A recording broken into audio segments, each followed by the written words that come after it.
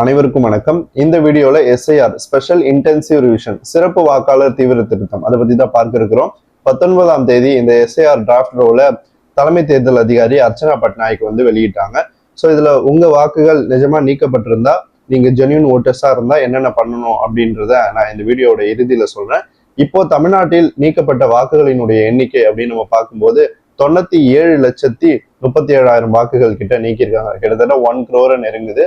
So எந்தெந்த மாவட்டத்துல எவ்வளவு சதவீத வாக்குகள் நீக்கப்பட்டிருக்கு அப்படின்றத முதல்ல பார்த்துருவோம்.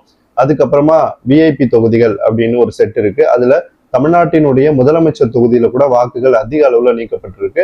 அதனுடைய கவுண்டையும் பார்த்துட்டு வந்துடலாம். எந்த மாவட்டத்துல அதிகப்படியான வாக்குகள் நீக்கப்பட்டிருக்கு, எந்த மாவட்டத்துல குறைந்த வாக்குகள் நீக்கப்பட்டிருக்கு அப்படின்றதையும் தெரிஞ்சுக்கலாம். இப்போ மாவட்ட வாரியா போயிடலாம். முதல் மாவட்டம் பெரம்பலூர் மாவட்டம். இங்க நீக்கப்பட்ட வாக்குகள் 9.1%. அடுத்த மாவட்டம் அரியலூர். இங்க நீக்கப்பட்ட வாக்குகள் 4.6%. அடுத்த மாவட்டம் தர்மபுரி. இங்க நீக்கப்பட்ட வாக்குகள் 6.3%. அடுத்த மாவட்டம் சென்னை. இங்க நீக்கப்பட்ட வாக்குகள் 35.5%. தென் சென்னை, மத்திய சென்னை, வட சென்னை இது மூணையும் உள்ளடக்கின ஒரு மாவட்டம் தான் இது. அடுத்தது மதுரை. இங்க 13.9% வாக்குகள் நீக்கப்பட்டிருக்கு. நாமக்கல் 13.2%. திருச்சி 14%. கள்ளக்குறிச்சி 7.3%. கோயம்புத்தூர் 20.1%. திருவண்ணாமலை 11.8%. தேனி 11.1%. கரூர் 8.8%. கிருஷ்ணகிரி 10.3%. சேலம் 11.9%. ஈரோடு 16.3%. கடலூர் 11.3%.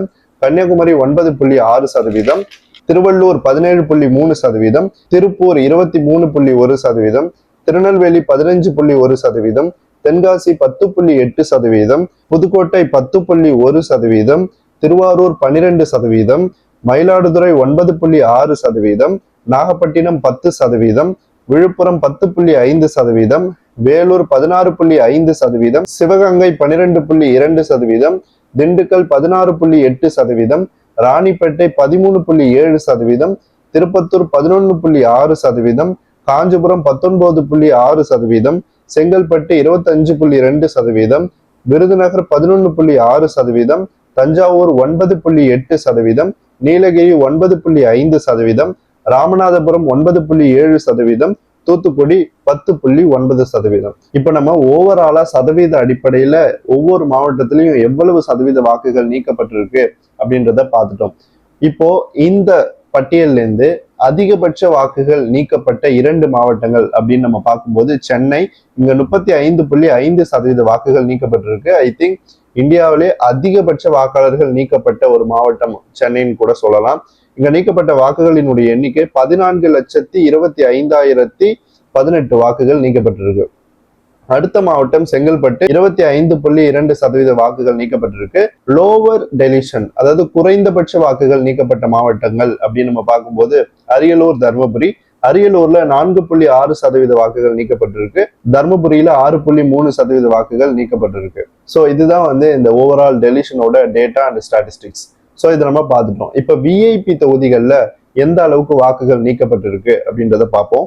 விஐபி தொகுதிகள்ல முதல்ல வர்றது நம்ம தமிழ்நாட்டினுடைய முதலமைச்சர் மு.க.ஸ்டாலின் அவர்கள் போட்டியிட்டு வெற்றி பெற்ற குளத்தூர் தொகுதி. இங்க 1,03,812 வாக்குகள் நீக்கப்பட்டிருக்கு. அடுத்து உதயநிதி ஸ்டாலின் அவர்கள் போட்டியிட்ட சேப்பாக்கம் திருவல்லிக்கேணி தொகுதியில 89,241 வாக்குகள் நீக்கப்பட்டிருக்கு. எடப்பாடி சட்டமன்ற தொகுதி, எடப்பாடி பழனிசாமி அவர்கள் போட்டியிட தொகுதி, இங்க 26,375 வாக்குகள் நீக்கப்பட்டிருக்கு. ஓ பன்னீர்செல்வம் போட்டியிட்ட போடிநாயக்கனூர் தொகுதியில 24,386 வாக்குகள் நீக்கப்பட்டிருக்கு. அடுத்தது துரைமுருகன் போட்டியிட்ட காட்பாடி தொகுதியில 35,666 வாக்குகள் நீக்கப்பட்டிருக்கு. அடுத்து ஏவாவேலு போட்டியிட்ட திருவண்ணாமலை சட்டமன்ற தொகுதியில 42,208 வாக்குகள் நீக்கப்பட்டிருக்கு. அடுத்தது செந்தில் பாலாஜி அவர்கள் போட்டியிட்ட கரூர் சட்டமன்ற தொகுதியில 24,071 வாக்குகள் நீக்கப்பட்டிருக்கு.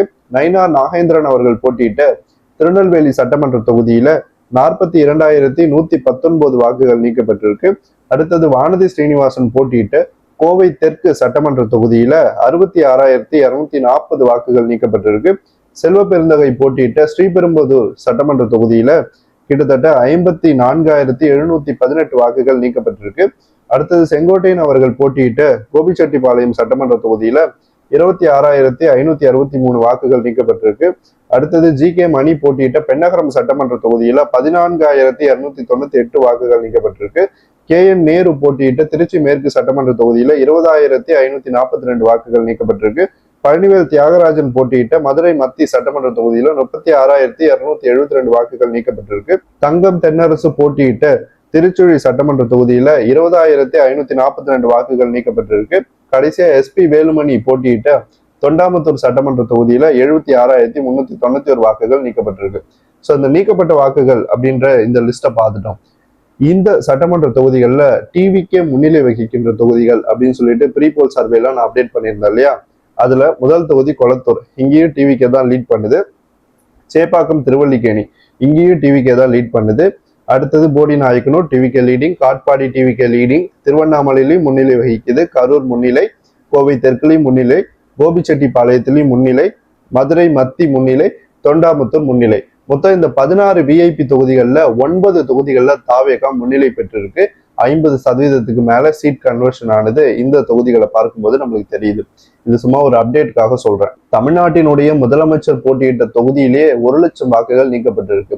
அதாவது அவர் பெற்ற வாக்குகளே கிட்டத்தட்ட 1,03,000 அப்படின்ற ஒரு ரேஞ்சில தான் இருக்கும். ஸோ அதிகபட்ச வாக்காளர்கள் முதல்வர் வசிக்கிற தொகுதியிலே நீக்கப்பட்டது மிகப்பெரிய ஒரு சர்ச்சையை ஏற்படுத்தியிருக்கு.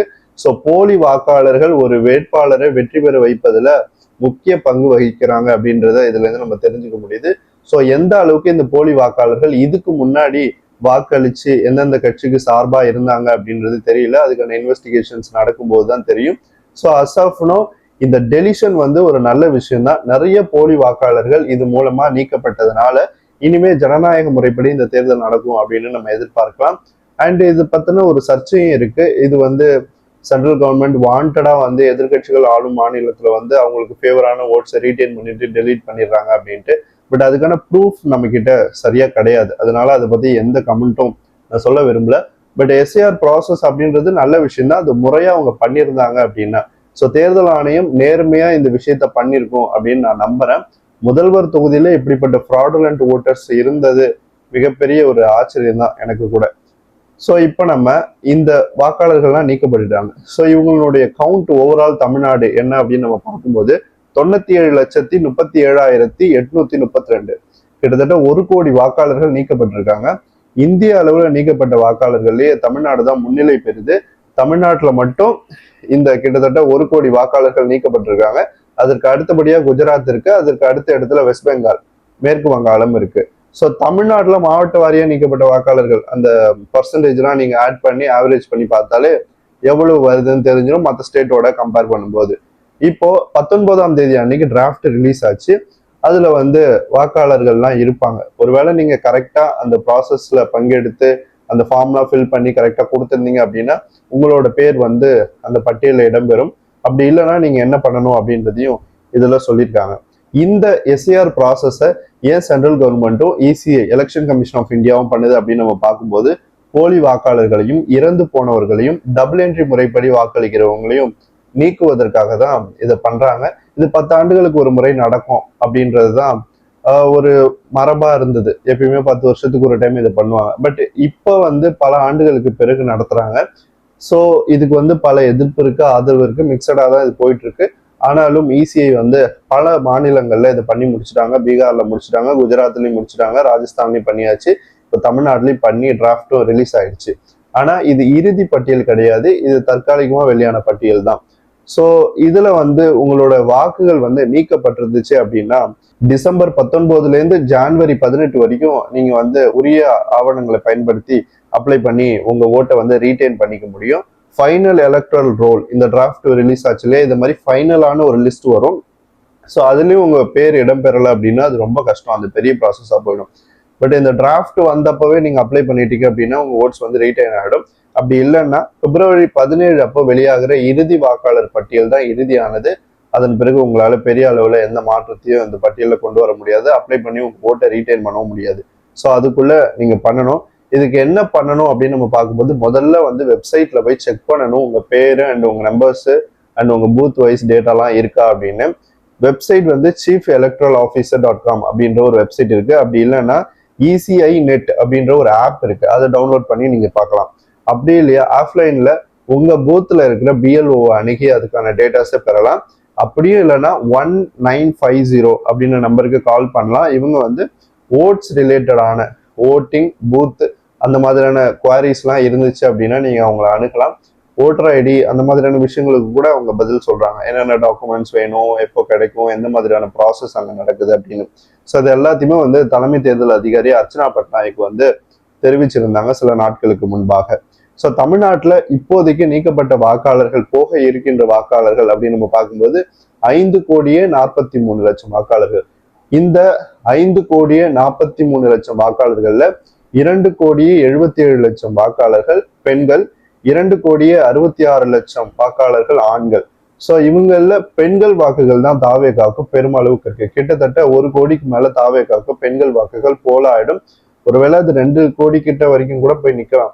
அதுக்கப்புறம் ஆண்கள் வாக்குகள் தாவேகாவுக்கு 30% கிடைக்கும். நிச்சயமா இதுல வந்து தாவேகா கிட்டத்தட்ட ஒரு 3 கோடியை நெருங்கி போகும் அப்படின்னு தான் நான் பாக்குறேன். இந்த 2 கேட்டகரி போக 3வது கேட்டகரி தேர்ட் ஜெண்டர்ஸ். அவங்க 7,191 வாக்காளர்கள் தமிழ்நாடு முழுவதும் இருக்கிறாங்க.